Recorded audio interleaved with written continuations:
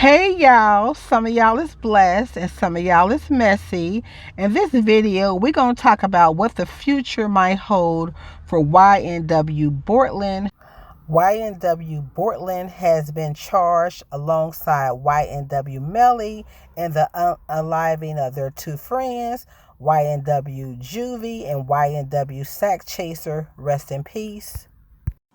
At the end of the video, I'm also going to touch on Merita Boy and Spoon, the ongoing saga of he said, and he said, and he said. We have about 10 more days until the YNW Melly trial resumes.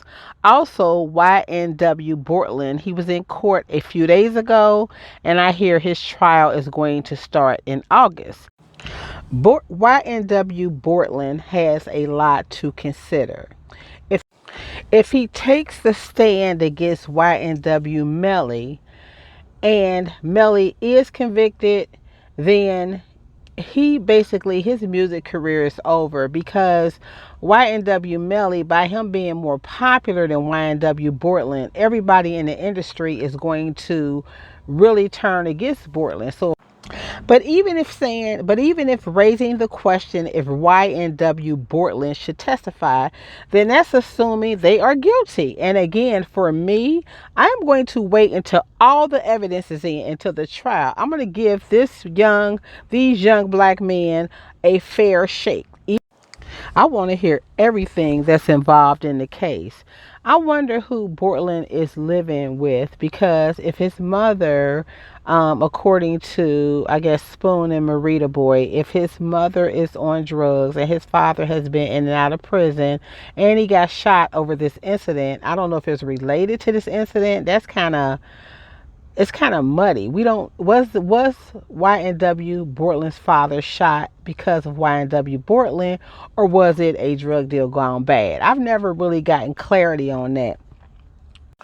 I wonder who, if anyone, is guiding Bortlen, like giving him advice. Of course, his attorney is giving him advice, but I wonder who else that is close to him, whether it's a family member, a mature family member, or somebody who's giving him advice and guidance.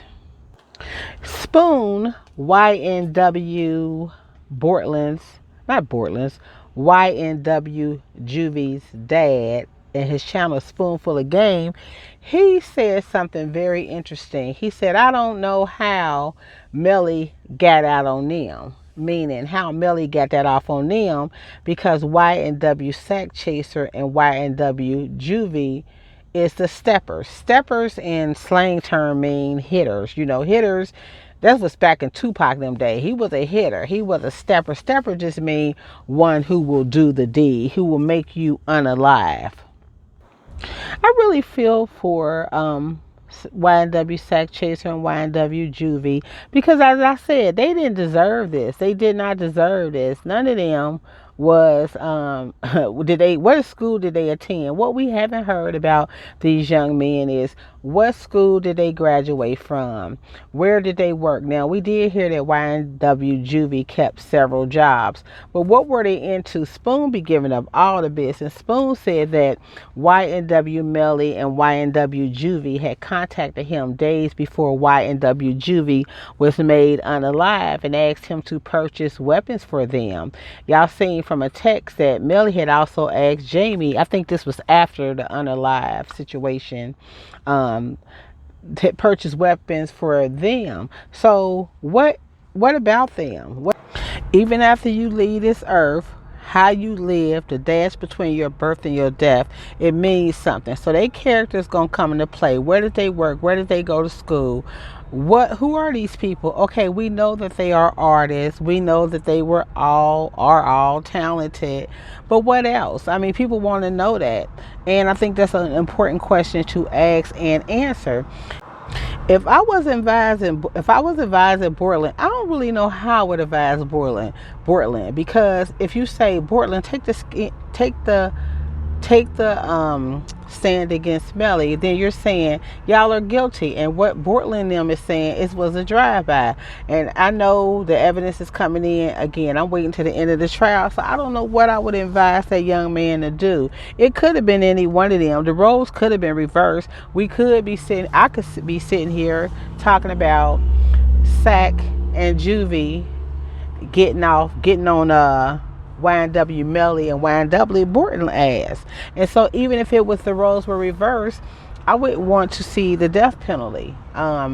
They were all out there in them streets. You live by the sword, you unalive by the sword, you die by the sword, you live by the sword, you die by the sword. And so, how would you, if you whoever listening to this, how would you advise Bortlen? I would tell Bortlen, I give everything to the universe. Right now I'm in San Diego. It's beautiful, and I just give it to the universe. That's like me saying I give it to God. I don't actually pray, but that's how I give it to God. And I would advise Bortlen to do that. They were 19 at the time. They were very young men, and they still very young men. They came from troubled backgrounds. And is your life over? If Bortlen, if YNW Melly wasn't a famous, if he wasn't a star, Sakchaser and Juvy would be two more dead young black men. Nobody would be doing this case like that, and Melly would get off. That's just the reality of it, because we see people get made unalive every single day and they get off. But I'm thinking about this, and I'm thinking, if Bortlen is listening to the industry people and people on the street, people, they probably saying, man, even if you know something, don't say nothing. Don't say nothing. YNW Melly, they're gonna go in hard toward the end and say, you know what, he didn't do it, Bortlen did it. I read somewhere that that's a strategy that both defense teams are going to use. Bortlen gonna get on there and say Melly did it. Now he may not testify against him, but he's gonna do just like what Melly did, which is have his attorney say it was only one other person in the car. I just don't know. If any of y'all got any thoughts on YNW Bortlen, and if you just feel like they're guilty, why are you so quick to throw Bortlen away? Why are you so quick to throw Melly away without hearing all the facts? Let's say all the facts come in and there's no doubt, no question in mind. We just halfway through the trial. I heard an attorney say cases are won or lost one brick at a time. So you'll think like one side is winning, because right now it looks like Melly's side is winning, although they just it's evening up.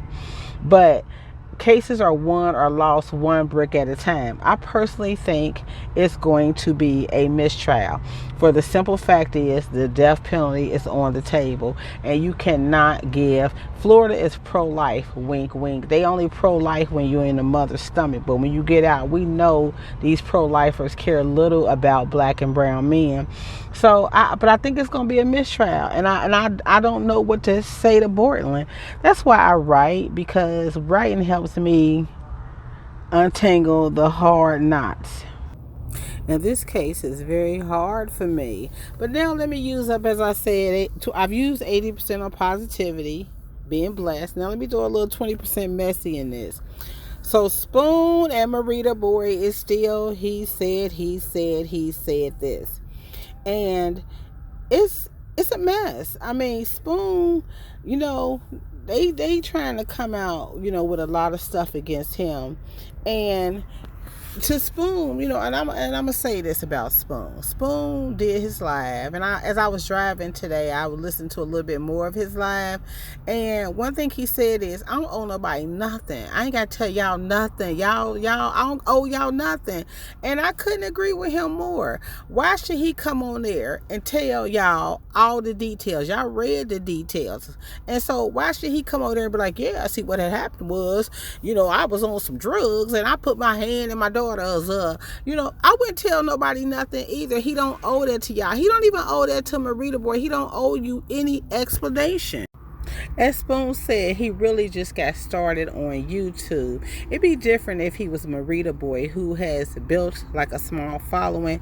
Then Merita Boy may feel like, oh, I owe y'all this. But Merita Boy, no, you don't owe nobody nothing. You don't owe them an explanation.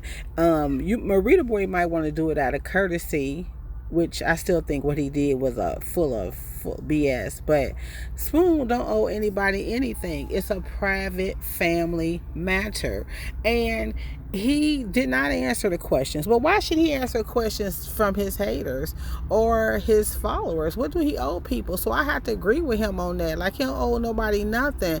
And Merita Boy, you can tell about, oh, I had two damn bags of weed. Yeah, that's 2 damn bags of weed. 2 damn bags of weed is different than a brick of cocaine or putting your hands in your daughter's panties. You know, it's easy to admit little petty crimes and all. Oh, I was check cashing fraud. It's easy to admit all that stuff. But he don't owe nobody nothing. And again, it's an unfortunate, and it's a real, it's tough. It's tough. I know his sister going through some stuff. His daughter going through some stuff.